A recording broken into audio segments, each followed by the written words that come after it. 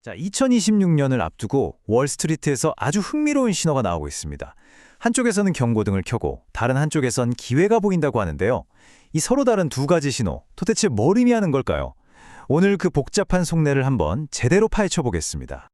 딱 이런 그림이에요. 거시적으로는 먹구름이 잔뜩 껴있는데 그 아래를 자세히 들여다보면 반짝이는 기회들이 숨어 있다는 거죠. 월스트리트가 지금 보내고 있는 이 상반된 신호, 대체 어떻게 해석해야 할지 지금부터 하나씩 살펴보겠습니다. 네, 그럼 본격적으로 시작해 볼까요? 우선 큰 그림부터 좀 보죠. 월스트리트의 주요 은행들이 왜 이렇게 조심해야 한다고 목소리를 높이고 있는지 그 이유부터 알아보겠습니다. 지금 보시는 것처럼 이건 한두 군데 얘기가 아닙니다. UBS, 시티, 도이치뱅크 같은 굵직한 기관들이 전부 다 불확실성을 경고하고 있어요. 보고서 제목이 다가오는 폭풍인데 정말 지금 분위기를 딱 보여주는 말 같죠? 우선 UBS의 경고부터 볼까요? 이들은 AI가 그냥 몇몇 산업을 바꾸는 정도가 아니라고 봐요. 아예 신용시장 전체를 뒤흔들 수 있는 시스템적인 충격을 줄 수 있다는 거죠.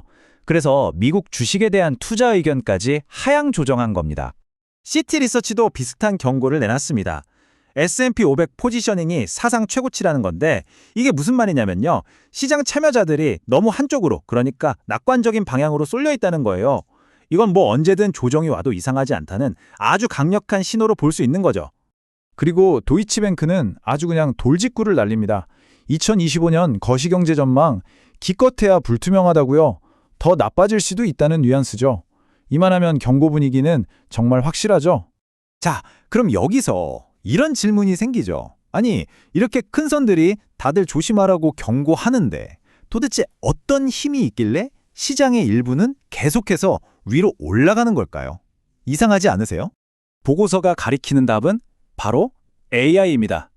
AI가 가진 두 얼굴, 즉 무언가를 만들어내는 창조자이면서 동시에 기존의 것을 무너뜨리는 파괴자라는 이 양면성, 이 역설적인 힘이 바로 지금 시장을 움직이고 있다는 분석입니다.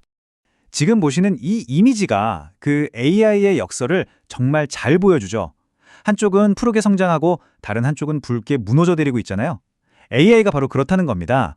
새로운 성장의 싹을 틔우는 동시에 기존 산업의 기반을 파괴하는 힘을 함께 가지고 있는 거죠.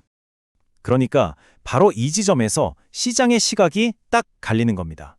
골드만삭스 같은 강세론자들은 AI가 가져올 소프트웨어의 부활, 즉 창조의 측면을 보고 있고요.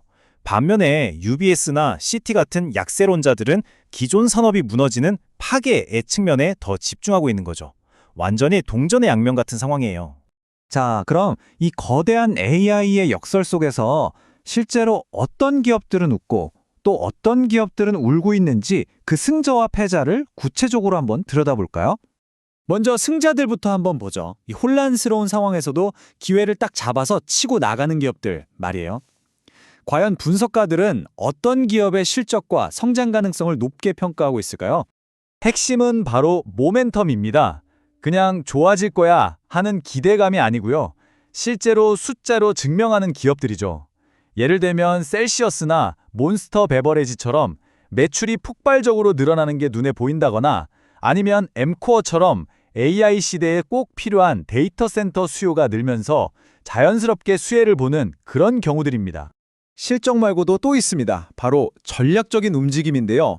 지금 보시는 것처럼 한우엘이 핵심 사업에 집중하려고 일부 사업부를 떼어내는 분사를 한다거나 블록처럼 AI를 이용해서 회사 체질을 개선하는 구조 조정을 하는 거죠.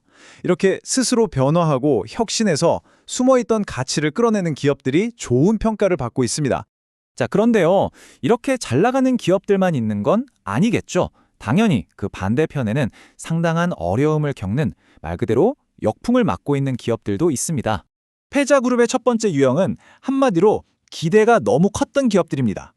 로켓랩처럼 계획에 차질이 생겨서 실망감을 안겨주거나 듀오링고처럼 앞으로의 전망이 어둡다고 발표하는 경우죠. 시장의 기대치를 채워주지 못하면 그만큼 평가는 냉혹해지는 겁니다. 등급이 내려가는 이유는 또 있습니다. 쇼피파이나 시놉시스 같은 소프트웨어 기업들은 가격이 너무 비싸다, 즉 밸류에이션 부담이 크다는 지적을 받고요. 주거용 리츠처럼 섹터 전체가 힘든 시기를 보내는 경우도 있죠.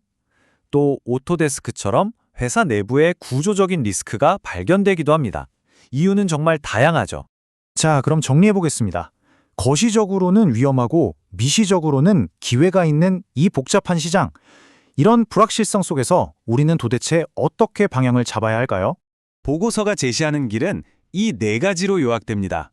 첫째, 큰 흐름, 즉 거시경제의 경고를 절대 무시하지 말라는 것.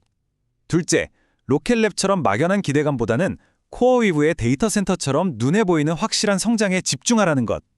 셋째, 하니웰처럼 스스로 변화하고 혁신하는 기업에서 가치를 찾으라는 겁니다. 그리고 마지막으로 소프트웨어 섹터처럼 이미 가격이 너무 오른 곳은 조심하라는 거죠. 결국 핵심은 신중하게 리스크를 관리하면서 진짜 알짜배기를 찾아내라는 겁니다. 자, 이렇게 모든 걸 종합해보면 마지막으로 이런 질문이 남습니다.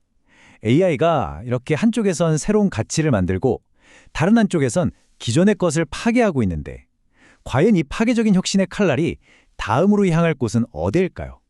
그게 어떤 산업이 될지 정말 궁금해지지 않으세요?